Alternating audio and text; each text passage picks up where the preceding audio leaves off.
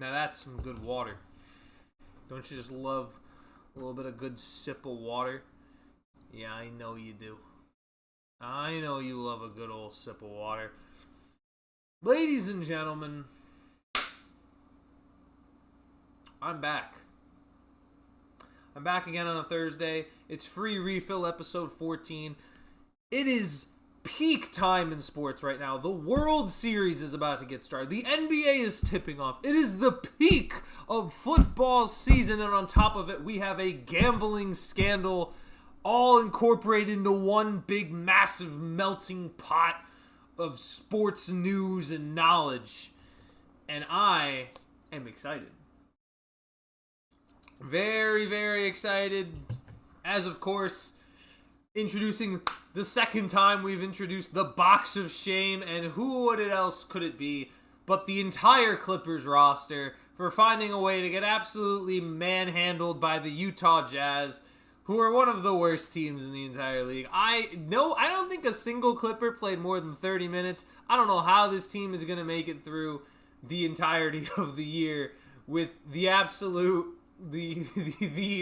I'll call it experience, but really what it is its old age of Harden, of Kawhi, of Bradley Beal. You know what? I'll say it right now. This might be my biggest win all year of the NBA season as a Suns fan, but we are 1-0, and Rockets are 0-1, and Clippers are 0-1, and I feel I'm happy.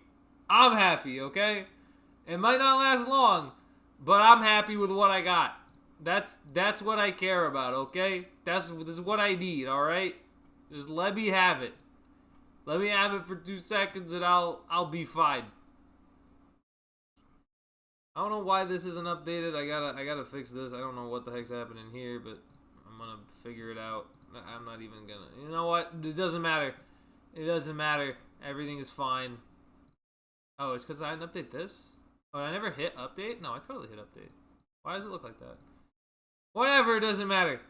It does not matter. It do not matter. Because today, I got a lot of stuff to get into. Let me start with first thing. I want to wish happy birthday to my aunt, my Titi Margie. She's October 23rd. She's a lovely aunt. She's wonderful. She does so much for me. So I wanted to wish her a happy birthday on prime time. So I just thought I'd do that to get the biggest important thing out of the way. That's the biggest important thing. Everything else is secondary. My aunt's birthday comes first. You all remember that. Remember that for next year, too. Besides that, there's things to talk about. Before we get into, we've got Vikings Chargers are playing tonight. Huge game for both of those teams, trying to solidify something. The Chargers are trying to stay competitive in the West with how good Denver is, with how Kansas City is resurging. And the Vikings are trying to stay competitive in a very close NFC North with Green Bay, Chicago, and Detroit all looking maybe not great or anything by any means, but certainly very competitive in that division. Detroit we know is great. Green Bay still working it out, but still has only one loss on the season. And the Chicago Bears are on a little bit of a winning streak. They're 4-0. They've won 4 straight. Not 4-0. They started 0-2, but they've won 4 straight. And Caleb Williams is making significant strides under Ben Johnson. So this is huge for Minnesota to win tonight. The NBA is still of course still happening. Let me see what we're looking at for games tonight. Oh my gosh. It is peak sports, man. It is peak sports. Tonight, the Thunder are playing Indiana. Indiana play their first game tonight. The Denver Nuggets will play their first game as well. They'll be playing at 10 o'clock tonight against the Warriors. So those are the 2 NBA games tonight. But I believe, and the World Series, is it tipping off? Is it tipping off? It's gotta be. It's gotta be hitting off tonight, right? Like, we're finally there? No. When does it start? Let me look that up. Because I actually don't know off the top of my head. But it's gotta be coming up soon. Oh, it's tomorrow. Dang it, I was one day off. It's tomorrow. Game 1 of the World Series is gonna be tomorrow. Between the Dodgers and the Blue Jays. Can the Dodgers repeat as champs? Or the Blue Jays take it home? I don't really know who I'm cheering for in that one yet. I probably Toronto. But I wouldn't mind seeing Shohei Ohtani find a way to win another one. I'll be excited regardless, though. But what a week. And before we get into what I normally do here on Thursday is previewing all the games heading into the week, I got to get my takes out about the basketball. I got 5 big things, I think, that had defined the tip-off of the NBA. And surprisingly, it's not It's not the fact that the Chargers or the Clippers. Wow, Jesus, I'm completely thrown for a loop. It's not the fact that the Clippers here completely got wrecked by the Utah Jazz. There are 5 major headlines, and honestly, the first big headline of the start of the NBA season could honestly make up the first 5 top headlines of the NBA season, and that is the alien himself. We can call him Victor Wembanyama. You can call him Wemby. You can call him Vic. You can call him the alien. You can call him really whatever. That is the big headline. To see him drop 40 and 15 against the Mavs, to make them look like they were schoolyard kids. Like, I've seen greatness, right? But this is like, it literally looks like someone made a 2K player and just put him out on the court and just said, you know what? Go do your thing. Go just kick the crap out of these kids. They won by, it was what? They won by 32, right? 32, 33 points. Dude, it's ridiculous. I think it has to be the number one headline by far of what Wemby's potential is. It seems like every single year, like before it was, oh my gosh, he can shoot the 3. Now it's he has a bag, he can dribble, and you might say it looks slow. I know people will say it looks a little slow, but he's a bigger guy. It's not going to look like Kyrie Irving bag, but for a big man to have any bag like that at all, yo, that's terrifying. That is terrifying for every defender in the league that they have to deal with that for years to come. For years to come. It's gonna be vicious. It's gonna be brutal to have to deal with. So I feel bad for anybody that's defending Vic, or Wemby. I don't know why I just called him Vic. Wemby just makes so much more. It fits so much better. I feel weird just calling Vic, because every time I think Vic, I think of like Vicky from Fairly Odd Parents. So that being said, Vicky is just coming. Is Wemby Vicky? My gosh. Anyway, that's got to be the headline for Wemby. The other big one that I think a lot of people maybe even went under the radar, but not really because of how much it was. Tyrese Maxey and VJ Edgecombe get the 76ers season started off right, and what was expected to be another bad year. 76ers look out. They end up with the number 3 pick in the draft after only finishing 5th to last in the East.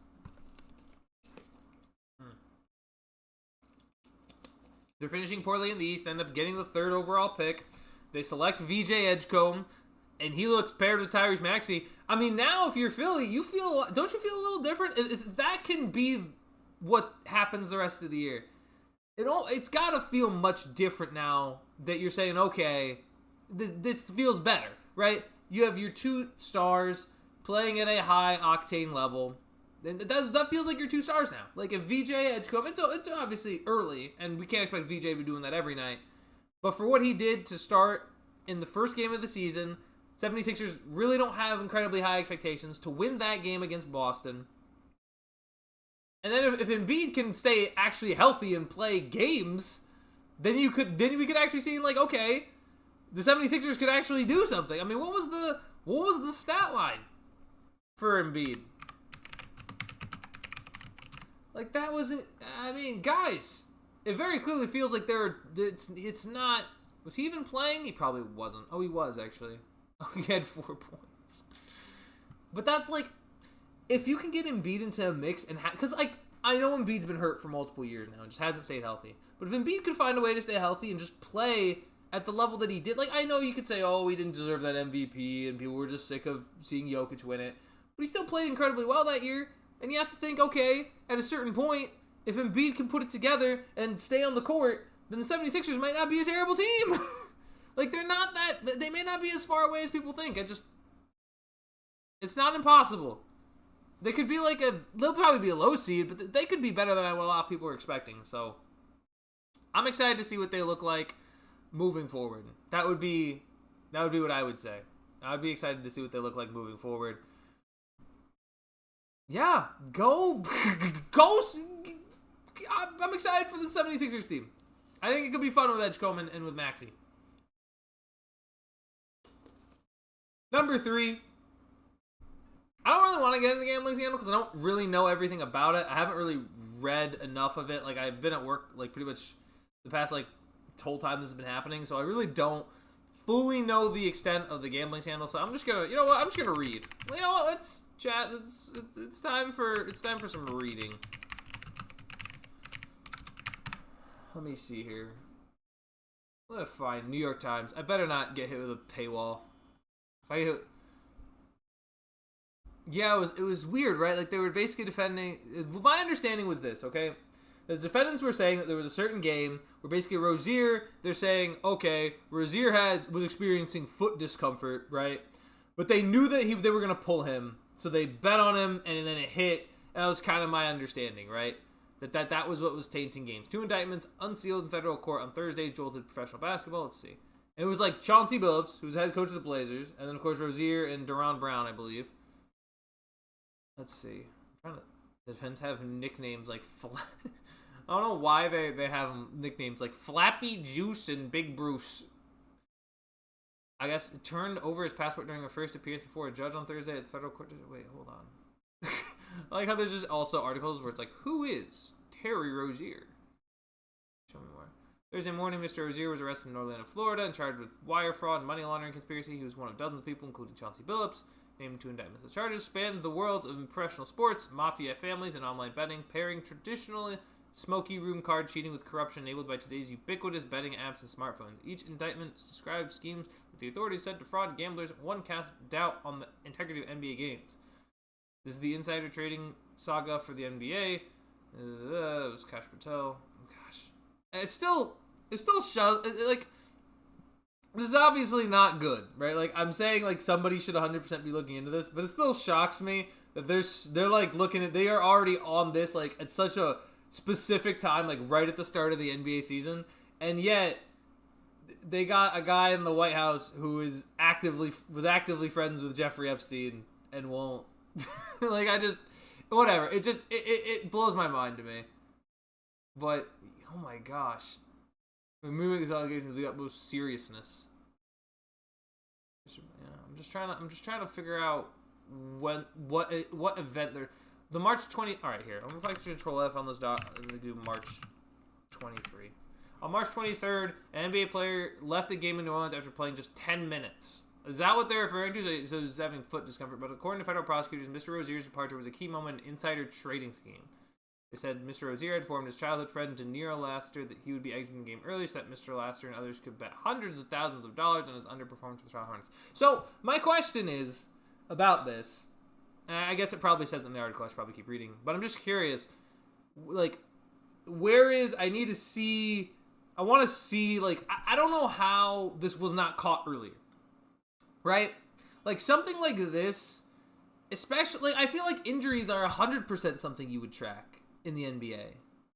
Because at any point, if anyone gets... Or even in any sport, for that matter, if someone gets hurt and it kind of, like at any point, even if it's like a serious injury, I would still look into it a little bit because...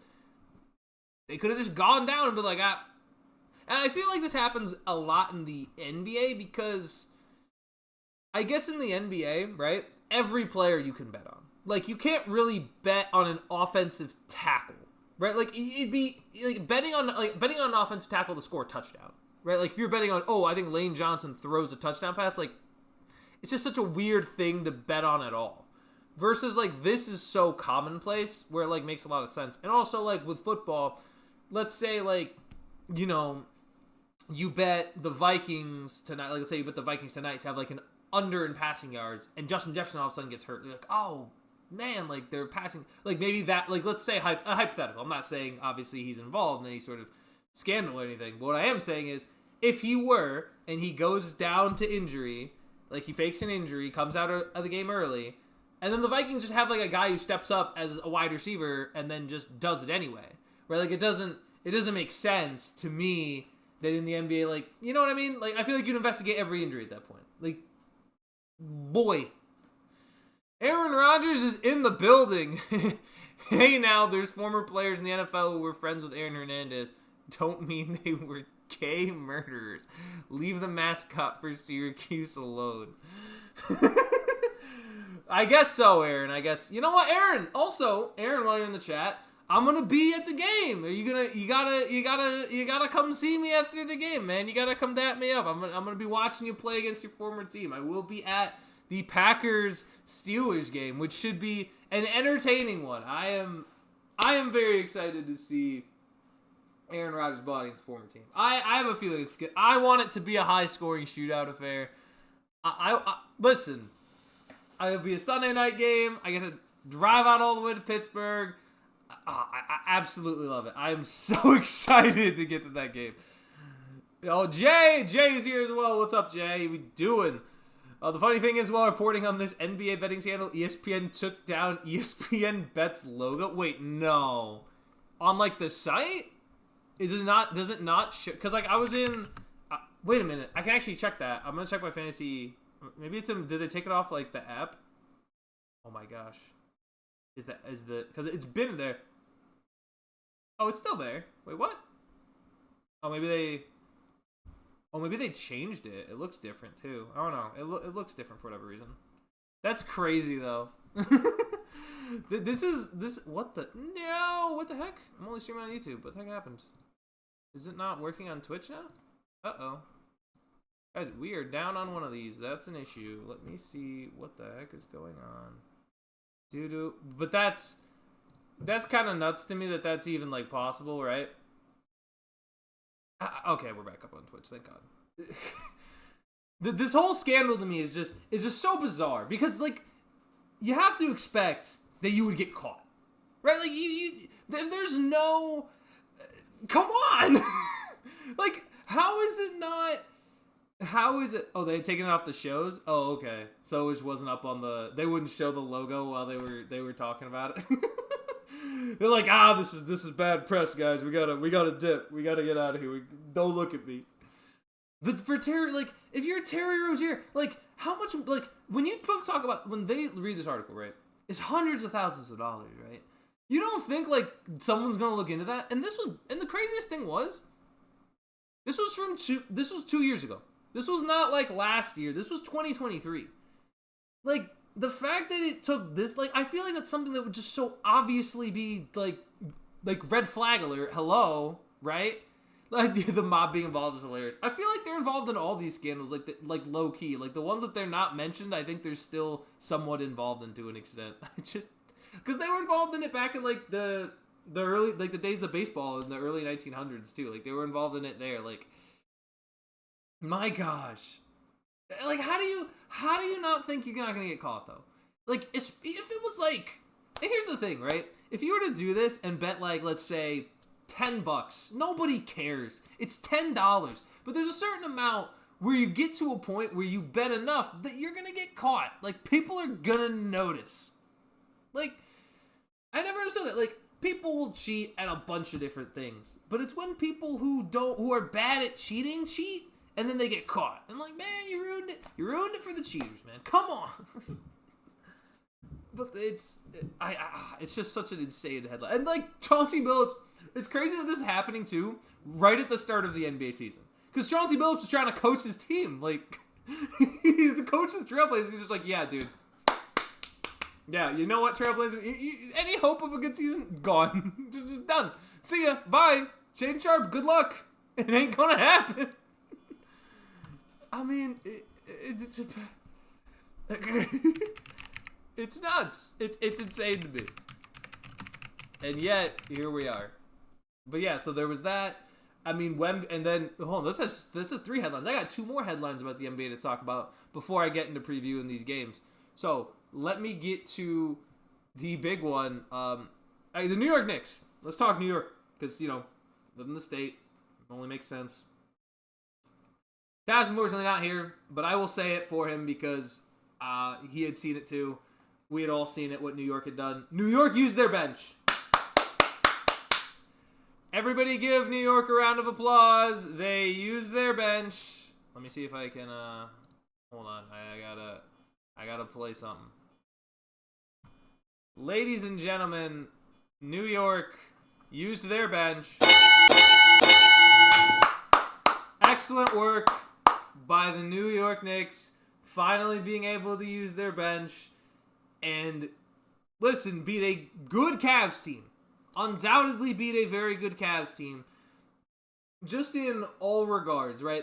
Go back. What was their minute? I gotta go look at the minutes that they were getting. Like, I gotta see this because I was watching it kind of a little passively. I won't lie, but I gotta see the minutes that some of these guys were playing on the Knicks. Like, look at this. Look at this. They finally, like, Kolek off the bench got 14.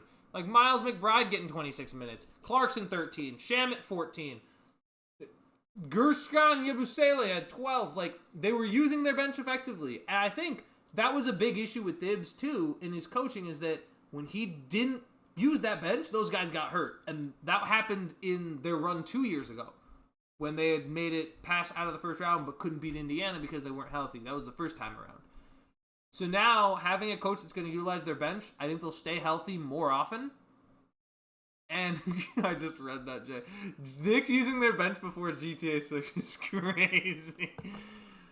But, I mean, that's what they needed to do. They needed to do that. They finally got it down. I mean, and really, I'm going to be honest, like, nobody really, I don't think, dominated. Like, Brunson, 23 was good. OG had a good night with 24, but, and Huck Porty got 18 minutes. This is without Mitchell Robinson, and this is without Josh Hart. Like, they should be the favorites in the East right now. They should be the favorites in the East based on what I've seen from everybody else. The only teams that I think could maybe challenge them is, like, the Orlando Magic, and we'll see what the Pistons look like. But that, like, because no one, like, especially beating Cleveland the way they did, this should be the Knicks year, presuming they stay healthy. If they stay healthy, this should be the Knicks year to make the finals. That's what I'll say. This should be the New York Knicks season. All they got to do is they got to stay healthy. And if they get this all-around game, everyone contributed. 100% agree, Jay. 100% agree. It was a huge night for the New York Knicks. And, of course, there are all the clips of the New York Knicks fan base getting raucous after their first win of the season, which they do every year. It doesn't change anything. But New York Knicks played incredibly well against that Cleveland team. We'll see what they look like for the rest of the year, but you got to feel great about New York right now after tonight. Adam Silver's also here. He says, the FBI needs to relax. It's an NBA head coach on a mediocre team that was going to get fired and a black guy named Terry. It wasn't LeBron or anyone good. DraftKings, the official betting partner. Imagine if it was LeBron. Do you even think it mattered if LeBron was involved in a gambling scandal? Do you really think that it would matter? It just wouldn't. Like, I'm surprised it's not. Like, if LeBron had, like, I remember I was joking in D&E's stream where it was, like, about the LeBron tart, right? Like, that to me would be 100% a money laundering scheme. That feels like it would be a money laundering scheme for LeBron. Jay says, I do expect Mitchell to be traded, though, this year, sadly. I like the guy. I thought you were thinking Donovan Mitchell, but yeah, Mitchell Robinson might get traded. I was like, Donovan Mitchell, whoa, crazy take. But, no, yeah, it's possible that Mitchell gets traded with all the center depth they have. I still think it's important that they keep both of them. Just overall, if they can find a way to keep both, I think it is really important just based on their defensive looks. Because I understand Cat's really good defensively, but we'll see moving forward. I don't have like I'm not watching like Knicks too much enough of Knicks coverage to be able to know for sure what the deal is going on if they were to trade Robinson, but we would have to. I think overall I think they should keep them. I think they pair well with each other when they're off the court. Any idea of the meet with Donovan, Mitchell, and Hart? Hart was the only Knicks player Mitchell didn't dap up. I don't know. Did he just didn't dap him up? Did Josh Hart offer? Was Josh Hart throwing out an offer? I don't know. Maybe it was. I have no idea. Let me see if there's beef. Donovan Mitchell, Josh Hart beef. Let's see what we're looking at here. Is it seriously like a feud? It may have been. I don't even know. I guess, is this like a thing? I don't know. I don't know. That's weird. Because I feel Josh Hart is generally a goofy guy. Like, as much as I, like, kind of troll the Knicks, Josh Hart's a goofy guy. So I don't know, like... I don't know. It left him hanging. It was pretty funny. Look, I don't know. Maybe Josh... maybe Donovan was doing a bit. Maybe he was trying to do a Josh Hart bit. I don't know. I'm not sure. I mean, I don't know why you wouldn't want to dap up. I would want to dap up Josh Hart. I would. Josh Hart, big guy. Big Josh Hart guy. I'm not actually a huge Josh Hart. You know who's a big Josh Hart guy is Taff. He loves that man to the moon and back, undoubtedly. But it was very impressive to see the Knicks. And the one final thing I gotta say, as the pet, and I'm about to be so petty right now, but as a Phoenix Suns fan who had to stay up late to watch that game against the Sacramento Kings and watch us be down 20 and not only get the win, but to watch. Wait, hold on. These bozos over here, or I guess if it's a clip, it'll be these bozos down here. Lose to the Utah Jazz, watching the Clippers lose and Bradley Beal lose, watching KD go down against the OKC Thunder. Ugh. And watching us come back from down 20 against... I don't care that they were out Sabonis. Zach LaVine, and DeMar DeRozan were on fire tonight, or rather yesterday night. I don't care. We're 1-0. I'm 1-0. And you know what? I actually have a little bit of excitement. I'm trying to temper my expectations with the Suns, because I always have to. But what I saw from Jordan Ott's team in this game was a grit that has not been there even during the Monty Williams kind of era. I think the Monty era wasn't as gritty. I think it was just kind of a stroke of incredible, a little bit of luck, but still a very good team. But they were never gritty. They were never aggressive, right? They were never in your face. With Dylan Brooks, this team can be a little aggressive in your face type of mentality. Booker didn't have an incredible night, I don't think. I think he turned over 6 times. I know he had 31 points, but I think he was only 10 of 15 from the stripe, which is kind of not, I don't know, that doesn't feel as consistent for him as he usually is. But my God, man, the role players contributing. Mark Williams doing a little bit of this and a little bit of that. Dylan Brooks, Colin Gillespie, Grayson Allen, Nick Richards got 8 points in 5 minutes. Boys, the Suns might be better than bad. They just might be. I'm gonna drink the Kool-Aid for forever. I want Jordan Ott to succeed. I want this team to be fun. This team, I'm excited. And this was without Jalen Green. Now, I don't know how he's going to fit into the rotation when he comes back. But without Jalen Green, we got to win. We're 1-0. Rockets are 0-1. And the Clippers are 0-1. And I couldn't be happier. And I am so excited. I'm not so excited. I'm tempering my... I'm excited. I'm excited. I don't care. I'm excited about this team. I want to see the Suns put in some work this season. And dang it, I'm here for it. Golly shucks, I'm here for it. And with that, that's my little quick recap of the NBA, some of my thoughts. If you guys don't think of anything else that you want me to talk about, just give my thoughts on, let me know, because there was a lot of stuff that I saw. There was also a lot of stuff that I didn't see, so I want to know exactly what you guys saw from the NBA this week. So let me know.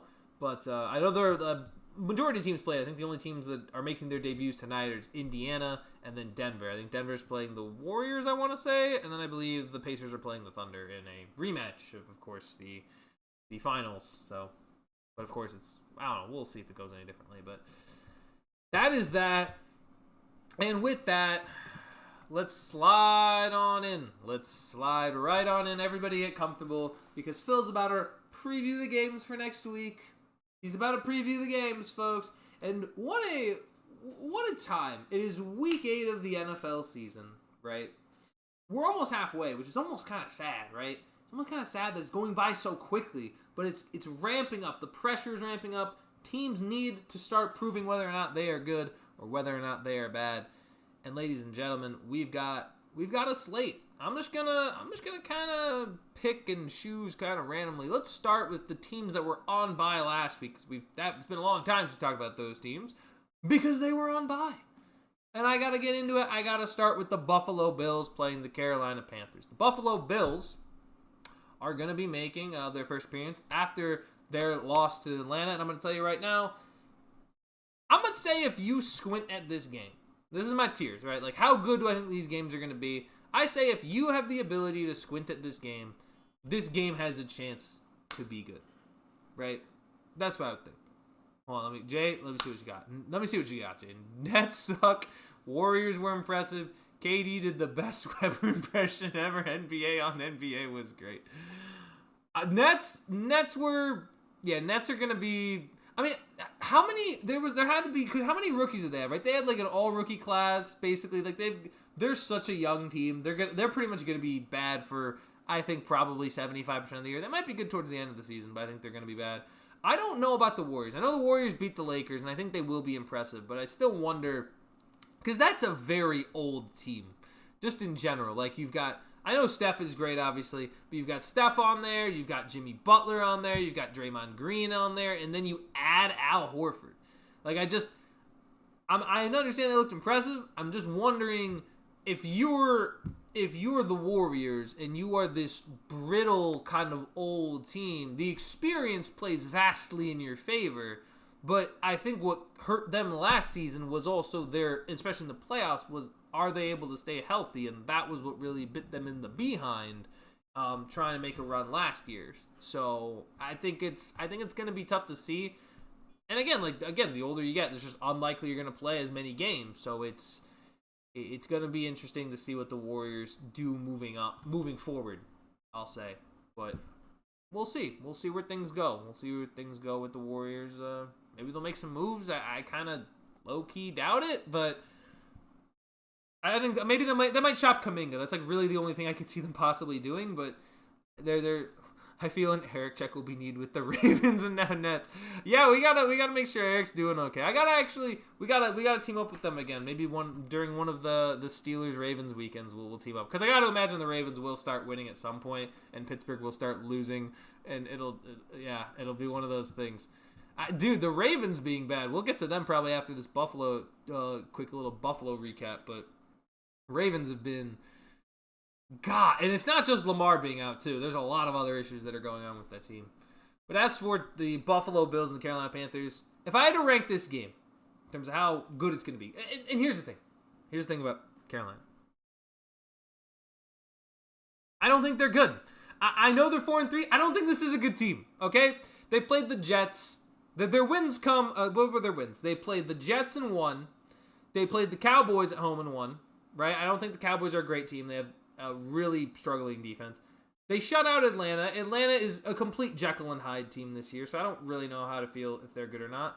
And then, they lost to New England. Who'd they beat?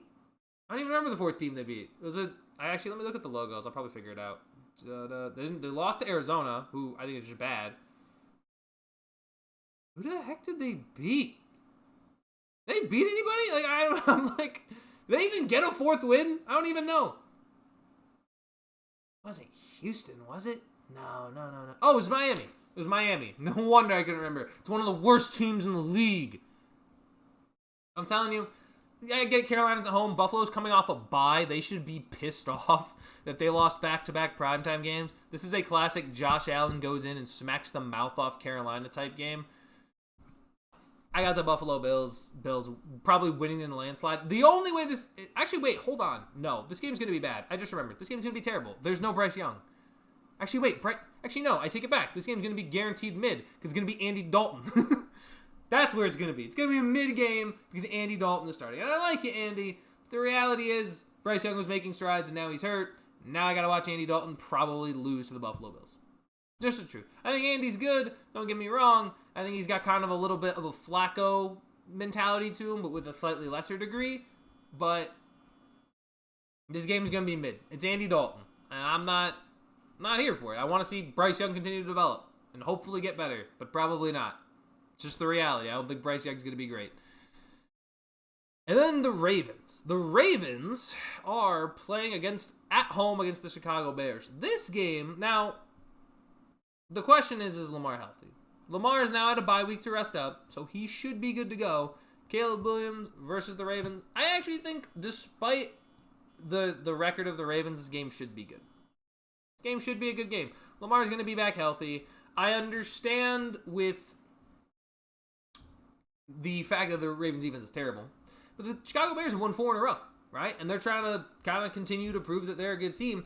They got to go on the road and play against Lamar Jackson and the Ravens, who are coming off a bye. They should be prepared for this game, like, unquestionably. I think Chicago, if I had to pick, like, right now, I'd say Buffalo probably smacks them out of Carolina. I think Baltimore probably wins this game. Baltimore, hey, get out of here. I just feel like if you're the Ravens, it feels weird to even look at them at 1-5. It'd feel even weirder to look at them at 1-6. Like, every win that they would, like, lost, they would get. Baltimore can easily go on a run, and I think it very much could start here against Chicago. I'm probably going to say the Ravens are going to win this one. Caleb Williams, though. Now, last year I was a Caleb Williams hater because I just saw that Eberflus was a terrible head coach. But with Ben Johnson, undoubtedly, Caleb's numbers are looking better.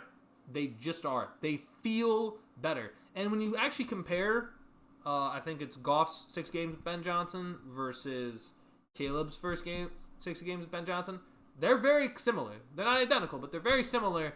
And when you look at Caleb Williams, he's actually winning right now more than Goff was. And Goff was like 1-5 when he had started with Ben Johnson. They were still figuring it out how to win games there. And he's got pieces. I mean, DJ Moore, he's got Rome Odunze. DeAndre Swift is kind of mid, but whatever, right? They have 2 solid tight ends.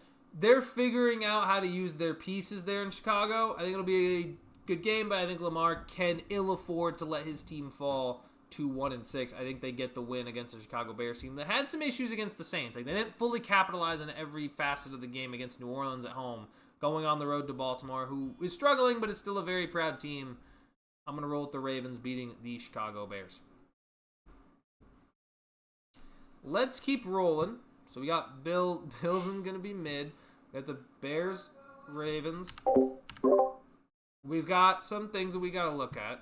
Raiders bye week. Hold on, let me knock out all the bye week teams out of the week. Raiders on bye. Seattle's on bye. Denver's not on bye, is it? Rams are on bye. I know that much. Rams and Jags, I believe, are both on bye. I'll have to figure out. Eagles are playing. Packers are playing. Commanders are playing. Cardinals, I think, are on bye. I don't think they're playing. Who's the last one? Not Dallas. Dallas plays, right? Hold on. Is it Saints? No, Saints play Bucks. Let's just do Saints Bucks then. Saints Bucks. Saints Bucks is gonna be probably right here. I think it's Saints at Bucks, right? Yeah, we'll say Saints at Bucks. Chances. This game is good. But at the end of the day, it's probably gonna suck. Spencer Rattler had his worst performance of the year, surprisingly, against the... Oh, it's the other way around. It's Bucks at Saints. Yeah, okay. Maybe the Saints put up a fight at home. But, listen, Spencer Rattler has thrown 3 interceptions against the Chicago Bears after he had only thrown 1 in any of the previous matchups. There was at least a connection with Chris Olave. Chris Olave started to finally play well, but I think Tampa, coming off of the loss to the Detroit Lions, I think they want to bounce back. I think Baker Mayfield will bounce back. I mean, listen, Detroit was not going to allow themselves, I know the Buffalo Bills allowed it. Detroit wasn't going to allow that. Detroit was not going to lose back-to-back primetime games. They just weren't, especially coming back home. Like, Buffalo lost at home and then had to go on the road. Detroit lost on the road and had to come back home, which was just unlikely for them to lose that one. I think there's chances that this game is good just because I think Spencer Rattler can make at least a couple throws to keep the game intriguing. I can barely get through it. But I think Spencer Rattler's played kind of better than what at least I would have thought coming into the year for sure. Baker Mayfield's still playing at MVP level, but losing Mike Evans for the majority of the regular season is not going to help you. Chris Godwin, I think, is still out. That's a struggle. You need basically Emeka Egbuka to really heal up from this hamstring and hope that he is healthy, because if not, it's just not going to look... It's not going to look good moving forward. I actually just traded for Egbuka in our fantasy league because I'm 2-5 and I need to make a move, so I had to move off Scadaboo. I'm not sure if that's a win or not, but we'll see where we continue moving forward. It was like a swap between like Myers and Tony Pollard, who were both playing like cheeks. But that being said, this game's probably going to be closer to mid. In fact, you know what? I'm not even going to try to squint at this one. I can't. I can't see it not being good. Oh, sorry, Saints. You're just not. You're not that guy. You're not that guy, pal. Trust me, you're not that guy. What even is Now I gotta think about what the worst game is gonna be on this list because I'm really unsure. Like I want to say Jets Bengals, but I'm not sure. I'm not sure if Jets Bengals is gonna be the worst one. I do think it's gonna be bad. I actually like, for all intents and purposes, I do think Jets Bengals will. Oh my gosh, what's with the ads, man? Jets Bengals I think is gonna be bad for a couple reasons. Number one, it's the Jets. Like it doesn't matter who they play, whether it's a bad or a good team. The Jets are gonna be bad, so you know it's gonna be a bad game, right? Like, and actually, here's the funny thing about New York.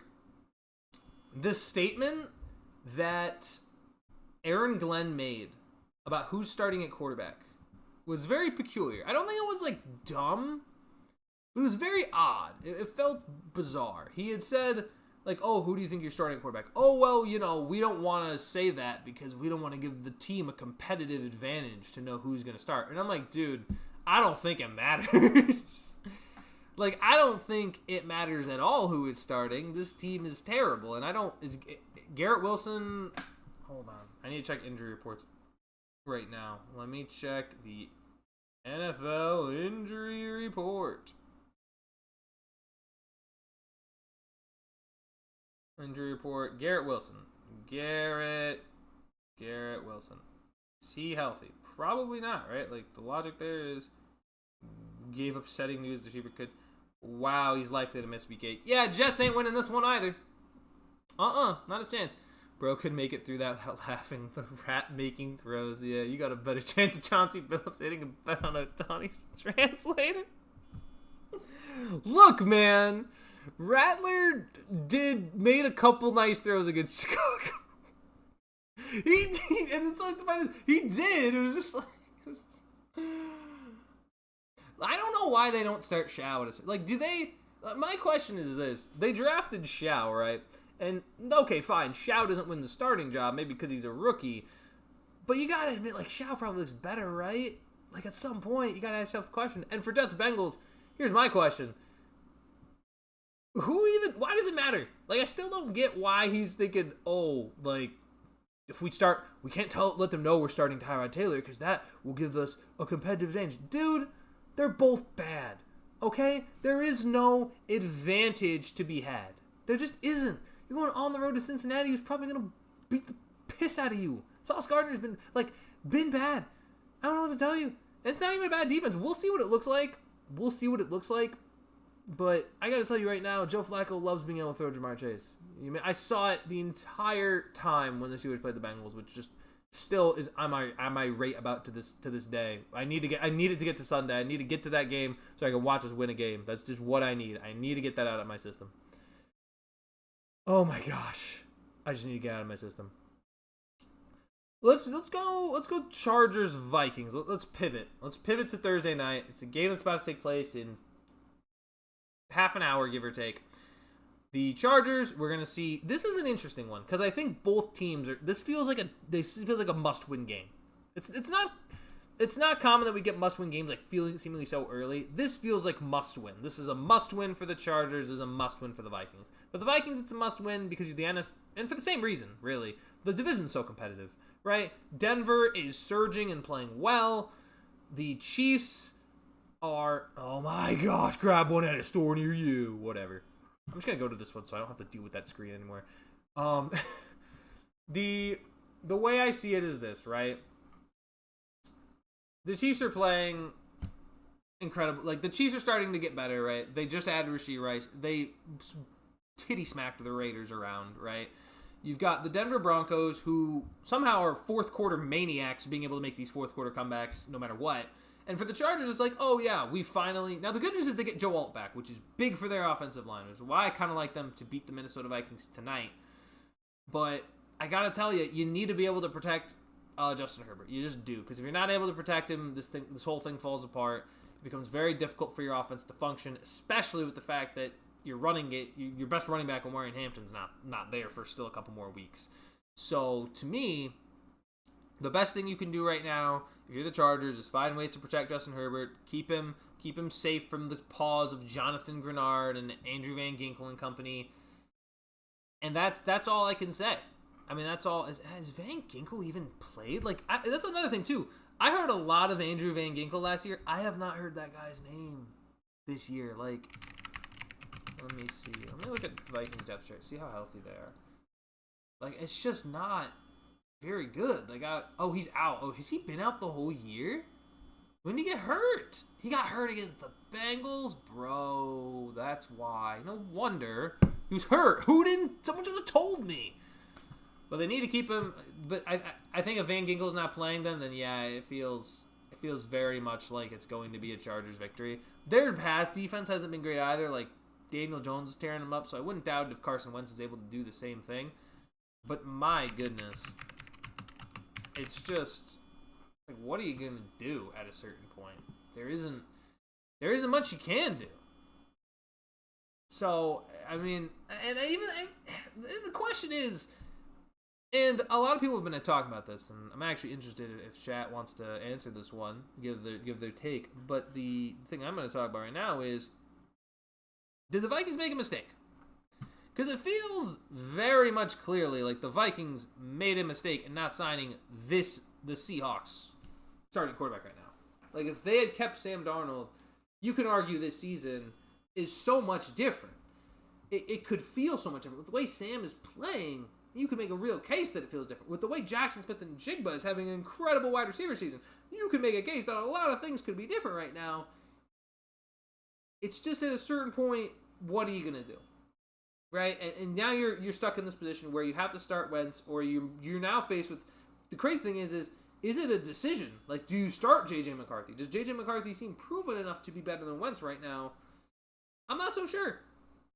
And in regards to this game, I mean, listen, and you're going to see it tonight. Like, you're going to really know, and you've seen it even last week. You saw the difference between Wentz and Jalen Hurts. You're going to see the difference probably tonight between Herbert and Carson Wentz. And how much better is McCarthy than Wentz doesn't feel like it is by a whole lot. Now, I know he played... Now, the interesting thing is this. McCarthy played well in the fourth. He's played one good quarter. And there will be more time, and we feel like Atlanta's defense is kind of legit. But, guys, I mean...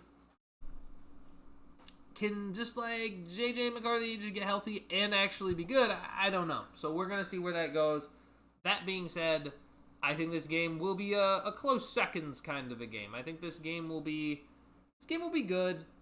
I don't think it's the game of the week, but I think it's going to be up there for one of the close seconds. You know, like a close second to being one of the better games this week. I have hope anyway, just because I think Justin Herbert's going to have protection. And I think, it's the Lions. I just realized. Lions are the one I'm by. They're not playing this week either. That's crazy. The Lions aren't playing. The NFL feels right. You know how crazy, like 10 years ago, if you said, man, it just doesn't feel right that the Lions aren't playing this week. About the NFL, you'd get like spit roasted because they've been so bad. But regardless, that is what it is. Moving on. Bro. I don't care about zero sugar NOS, bro. Get this off my face. It bothers me because Tier Maker also doesn't function. If like, I know there's like better ad blockers, but man, I am cheap, bro. I am not paying for an ad blocker. I'll keep clicking the X for all my days. Browns Patriots. This one actually I don't think is a guaranteed mid. This one actually has a chance to be good, and I'll tell you why. New England, this is a good Browns defense. The Patriots struggled at times against the Saints and were down 10 at one point to Tennessee. I wouldn't doubt it if Cleveland could somehow get an upset win. I kind of doubt that they do, just because it's Cleveland, right? Like, they already won last week. What are the odds they really win 2 in a row, right? But I think it has potential. My question with Cleveland is, you know, why are they playing Dylan Gabriel still? Like, I get he's fine, and like because they won, they're obviously not going to bench him now. But I wonder if we'll see Shador at all this year, right? If that's even in the conversation, if that's in the possibility of happening, because it's been halfway through the season. At a certain point, you know, we'll ask, well, what does Cleveland have to lose? They might as well play him. But Dylan Gabriel, like, the weird thing is, I think Shador should start, but at the same time, a lot of people have been in the boat that they should bench him. I just should have said you should have started Shador right away, because I don't think Dylan Gabriel's done enough where he's made a mistake. You know what I mean? It just doesn't make sense. Split roasted sounds like a Friday night in my dorm with the captain of the women's soccer team. If my wife hears this, love you, honey. Friday with the captain of the dude, split roasted. Wow. Jay, that's a bar. Well done. Oh my dude. I hate this. Dude, get your zero nos here, guys. I hate it. Just get it out of my face. You're lucky I keep ads on tier list maker, so you could tiermaker.com so you could keep your garbage ads in my face. Whatever. At least it doesn't look. At least I don't think that's AI. I hope that's not AI at least. But regardless, whatever. But yeah, I think that game's got a chance to be good. I hope. I really do. I hope to an extent it's good, but part of me is so worried. All right, let's go to... Oh, we have our flush of the week. I think this is Dolphins at Falcons, if I'm correct. Let me just hit that. Let me hit that. This is our buzzer sound of the week. This game is gonna be bad, and part of it is because I think Miami actually has a shot to win. Because I watched Atlanta, and Atlanta's the most Jekyll and Hyde team. They might play well, they might play terrible, but I do not buy into the Falcons because they're too inconsistent. They have all these weapons in the world, and yet some nights it's just like they completely forget that Drake London exists, or they'll completely forget that Bijan's a god, right? They'll forget all these really obvious things, and I'm like, what are we doing? And Miami is just terrible. Watching Tua, and actually, part of the reason I think this could be the flush of the week as well, too, is because Tua's played so poorly, and Atlanta's defense actually played well. And my question has to be, at what point does Tua get benched? Because it is so bad, guys. You want to know? You don't want to know how bad it is? It's gotten Geno Smith levels of bad. I didn't even think this was possible. 11 touchdowns, 10 picks. Dude, 82.8 passer rating. That's lower than any time into his career. Do you remember how much flack Tua was getting for the early years of his career when he was struggling as a rookie and a second-year player? He's getting more flack than when that was going on. And he's got an 82.8 passer rating this year. And people are going to be like, I just don't get it. I don't get how the complete turnaround happened. And, oh, hold on. Let me go back to where I was. I just don't. Do they start Quinn Ewers? Like, Quinn Ewers got snaps against Cleveland. At what point do you have to pull a plug? This is not okay. This is terrible to watch. So, I don't know what to tell. I don't know what to tell you. This is 100% the flush of the week for me. This game is going to be a nightmare. Miami has a chance to win until Tua and his mush brain throws 5 picks and Mike McDaniel aired. Whoa! Oh my gosh, I almost fell out of my chair. Whoa! Mentioning the Patriots 88 up on the sideline. Oh man. Wow. Yeah, honestly, and everything about them is so weird. Like Tua has just kind of having a little bit of and not necessarily CTE moments, but 100% saying crazy stuff in press conferences. And then Mike McDaniel, doesn't even, he looks like the kid in the presentation. When you did presentations, and there was clearly that one group of people that did it in, the last 20 minutes before it was due, right? They were just scrambling, and then they're just this is a picture of the sun, and the sun's a ball of gas, and it's the center of our solar system. Dude, I can't with this Mike McDaniel crap, man. I don't know how he still has a job. I really don't. I think he's got to be cooked by the end of the year. That's the only thing I could think. And they're just waiting till the end of the year. Let's get a roll on. What other games are there? Titans Colts. Ooh. I'm going to say if you squint, it could be good. And the reason why is because Titans kind of got brutalized. Hopefully Mike McCoy has something better game planned up against a division rival to try to not get swept. But the Colts, man, 6-1 with a chance to be 7-1, with Daniel Jones. Not even Anthony Richardson, Daniel Jones. I mean, he's got booming confidence. And the crazy thing is, like, I think they have a good roster, but I never thought they were this talented, right? Like, Michael Pittman's all right. Tyler Warren is, I thought, would take at least, like, a one full year before he established himself as, like, an elite tight end. And then, like, Jonathan Taylor was good, like, 3 years ago, right? But now Jonathan Taylor's revitalized. The defense is looking to add pieces to continue to get better. I mean, this is an amazing Colts team. It's like, this is the best quarterback play they've seen since Andrew Luck. Like, undoubtedly, because it has been brutal lineup of quarterbacks since then. Like Brissett, Gardner Minshew, Richardson. Like, who else was in there? Was there like Sam Ellinger? Did he start at one point? No, he was there. Was there Eason? I know Eason was another one they drafted. I don't know if they ever started, but it's just been a merry-go-round of quarterbacks. Phillip Rivers, Matt Ryan, washed at that point, right? So you got to feel at least happy for Colts fans that they're seeing success. It's a big year for Indy, man. The Pacers make the finals, and now Colts are 6-1. So big year for Indiana sports. And then, of course, there's the fever having Caitlin Clark. So somehow Indiana's getting good sports vibes. It's amazing. You feel for Mike McDaniel. He has his dream job, and it's slipping away because he's too loyal to Tua. Is it that though, Jay? I'm wondering, because it can't be like, I know Tua is bad and it's terrible, but Mike McDaniel something's got to be going goofy. Curtis Painter, dude, that one year that Peyton Manning was hurt. Oh my gosh, who else? Matt Hasselbeck was on the Colts playing. Dude, it is. Jacoby Brissett, I know, was at one point. Luck was there. At one point, like, who else? There was someone else too. It's been a disgusting line, and thank goodness we can all just collectively be like, all right, we're good. We can move forward now with Daniel Jones. Joe Flacco too, also played for Indianapolis. So moving on, we got. Moving on to the next one, we got 5 games, I think. 1, 2, 3, 4, 5, 6, 7, 8, 9, 10. Yeah, 5. Cowboys, Broncos. Ooh, this, I'm not going to put it as the game of the week, but this one's, I think, is going to be really good.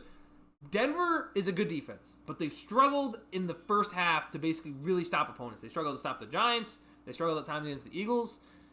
Cowboys offense could run up a number on Denver in the first half. However, if Denver's defense holds and Denver's offense playing against, this could be like, I don't know if you remember, back in 2013, Romo and Peyton Manning had an absolute shootout in Dallas. Now this game is in Denver, so it's a little different. But I wouldn't doubt if Dak Prescott and Bo Nix go toe-for-toe, bar-for-bar with each other in this game. I am excited to see the Dallas Cowboys face off against the Denver Broncos. For Denver, surprisingly a storied franchise as well. So I'm excited to see and Dak Prescott looks like really good, like fully in shape, man. Like, he looks almost as good as like his earlier years. Like, he looks really in shape, and he's playing at a level, so an incredibly high level. So I'm excited. I'm excited for Dak and the Cowboys offense. I'm excited to watch Bo Nix and the Broncos offense. This is going to be one of the better. This is going to be a great late game slate, I think. Late game rather, because it's like at 4:25. So Jones proves one man's trash, another man's treasure. Yeah, man, it's been happening with quarterbacks. Baker, Darnold, now Daniel Jones. Wonder who's going to be. Now the question is who's next, because I don't think it's Justin Fields. I think Justin Fields has kind of proven that it's probably not him. Maybe it's Mac Jones. Maybe Mac Jones gets a second chance, right? Maybe. I'm excited. I'm excited to see what quarterbacks and Jared Goff even. You can say it for Jared Goff too, because I think people wrote him off when he was getting traded to Detroit and he was going to be stuck in that pit, but he's proven himself that he's that guy. So he's proven a lot. All right. Next on the docket, 1 o'clock game, 49ers Texans. I think this should still be good game, because it should be a good game. The 49ers are banged up, which is rough, but Houston's bad. So I think it's going to be a close game. Like, I don't know if Brock Purdy's playing. I think they're still not sure. He's like whatever's between questionable and doubtful. Like, unlikely he plays, but it's still possible, right?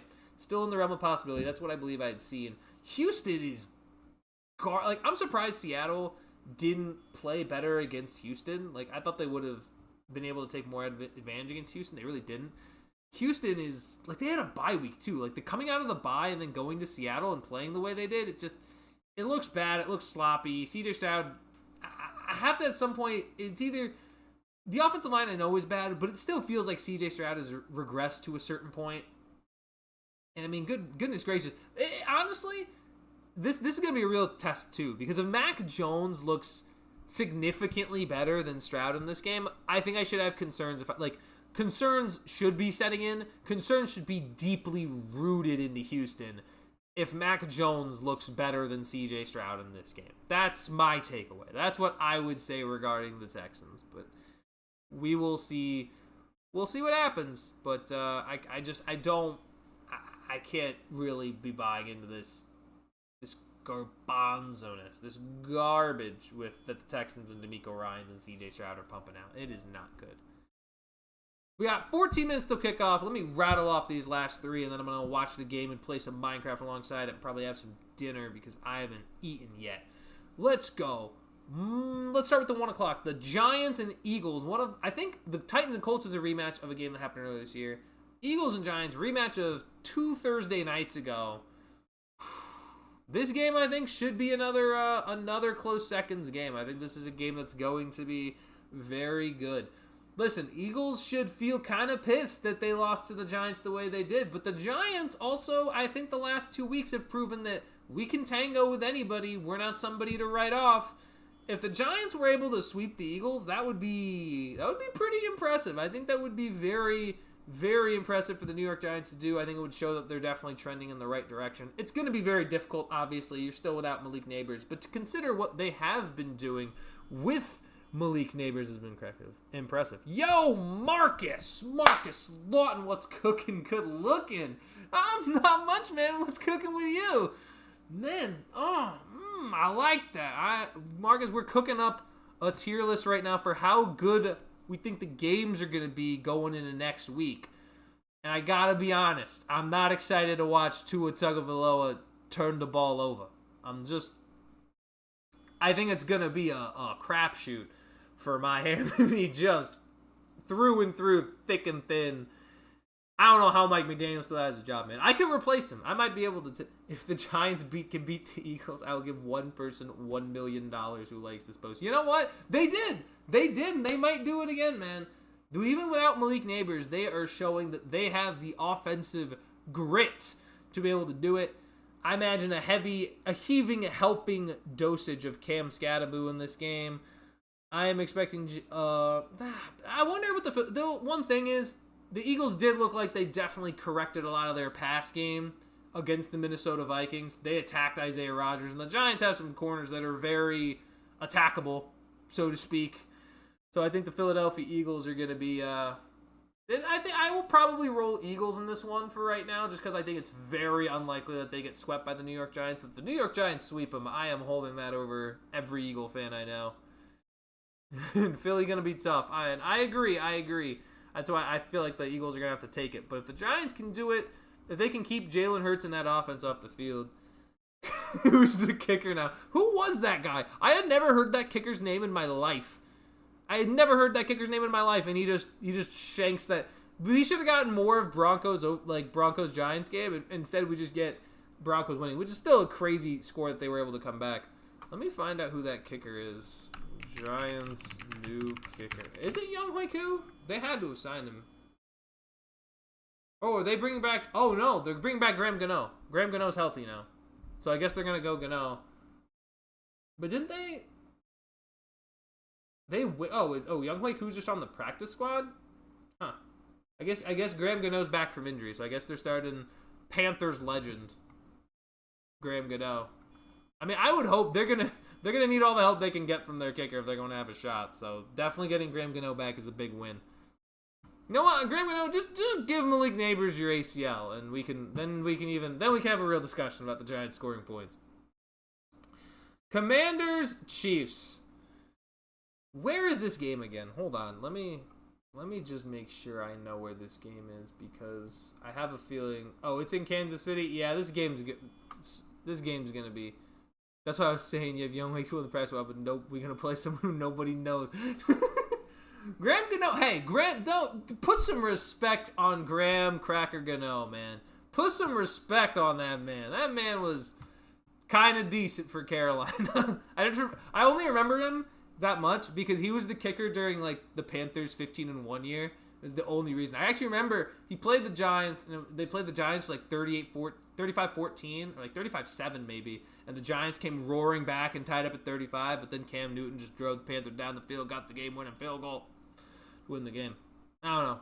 Just random football thought. Chiefs, Commanders, guaranteed mid. Guaranteed this game is mid for so many reasons. You know why? Because there's no Jaden Daniels is doubtful. I have to watch Marcus Mariota play against that Chiefs defense. Chiefs are just gonna roll. I think this is gonna be a Chiefs roll and continue to be like, yep, we're so good. We're the Kansas City Chiefs. We own everybody. Like I don't know what to say. I have Rashee Rice in one of the leagues, so in one part I'm happy, but in another part of me is like, come on, man. Like why you gotta be good again? You can't just like take 1 year off. This year, let this be the year you take the 1 year off. No, they're just good again. So. I only know Gano for that kickball video that his wife posted of him drilling a kickball into the woods against. Imagine just playing kickball against a kid and he just pitches you the ball and just sends it off into like outer space and be like, go get it, go run, go get the kickball. poor little dude. You know what? Just get him. Let him start running. And last but not least, the game of the week. You'll notice that my favorite team has not arrived. It's because this is gonna be the game of the week, guys. It's the Aaron Rodgers revenge game. The Jets Steelers revenge game. That was just a little warm up.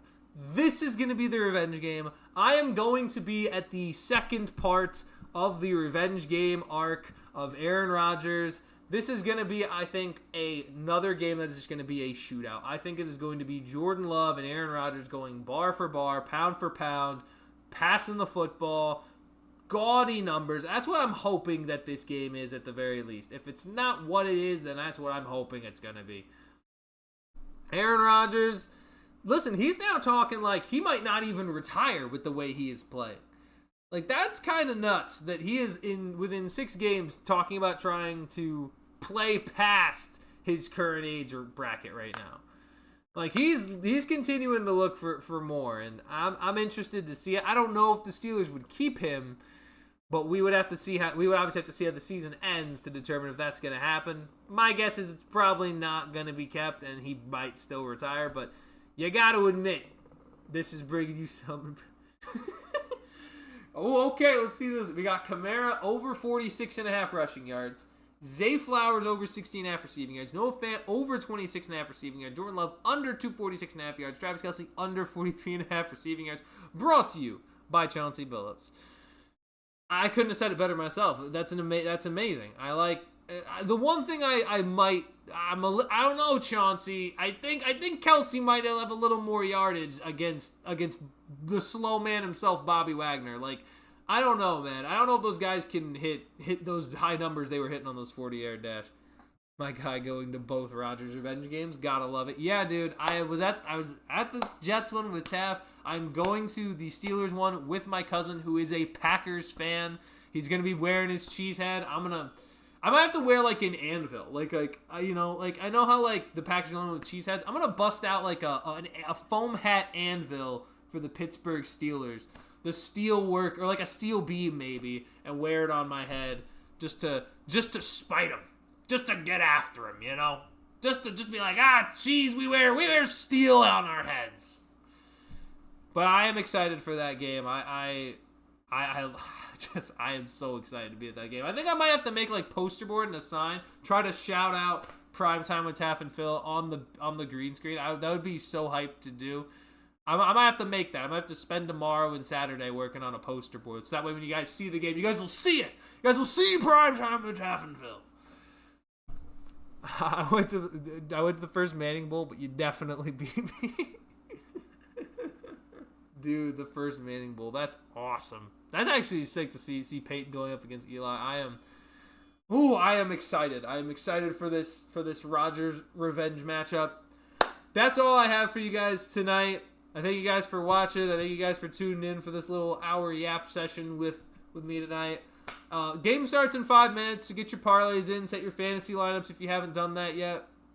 I have, if I gotta give you one prop that I like, it's probably gonna be, I would say Carson Wentz over in his passing and take his over in interceptions. That's what I would say. I think those are the two props that I would like, parlay them together. But the Carson Wentz love-hate parlay right there, that's what I would probably rock with. But as of right now, I don't got many other prop bets for you though. That's all I got. That's all I got for tonight. Oh, Kent Graham beating the undefeated Broncos too. That's actually a fire game to be at. I gotta think. The games I've been to, let me think. I've been to the Steelers played the Falcons one time in 2018. They blew them out. They won that game. I went to Suns playing the Knicks in the Garden. They won that game. I wish we had gone to the other one that season because that was Cam Johnson's buzzer beater. I wish we were able to travel to the Valley to go see that one. But that was another one game I've been to. When I was really little, I went to like a Nets Raptors game with my uncle. So that was super cool. I wasn't huge into basketball as much as I am now, but that was kind of fun. It was like which Lopez played on the Nets because I know it was back when he was on the Nets. That's how long ago that was. And then the other Steelers game I went to was it was a Thursday night game. I think they were playing the Titans. It was like Will Levis's second start. I was at that one. And and then of course the Jets Steelers game. So I've been to 3. This is going to be my 4th time. Looking to go 4-0 hopefully. I don't want to jinx anything, but I probably already did just by mentioning it. But whatever. I'm looking to go 4-0. Let's go. I'm excited for the game. Thank you guys for tuning in.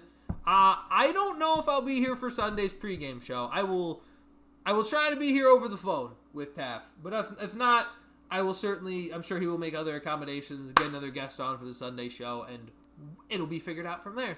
Thank you guys for watching. I appreciate each and every one of you for being here, for commenting, for liking the video, for just showing your support. And we keep it rolling, man. Well, let me finish off Marcus's last comment, and then I will skedaddle. Jets Monday Night Football comeback. My dad made us leave. No! Midway through in the 3rd. Refused to talk to him if the Jets were coming back. I ate my White Castle in silence. Dude, a White Castle, dude.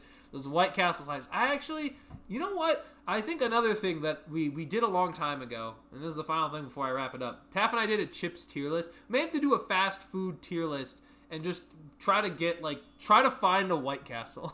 I don't know how many there are. I know where one at least used to be. I know specifically one out in Long Island near East Rockaway, but I don't know where one would be now. So I'll have to look into it. We could do a fast food like burger tier list or something. We'll just be like Moist Critical, dude. We're just gonna rank fast foods. It'll be 2 dudes ranking fast food. Thank you guys so much. Enjoy the games. Have a good weekend. We'll see you guys Sunday, I hope. So, and you know what? Box of shame to the Clippers for losing to the Jazz. Get rolled. Get absolutely trounced, Bradley Beal. Get absolutely out of here.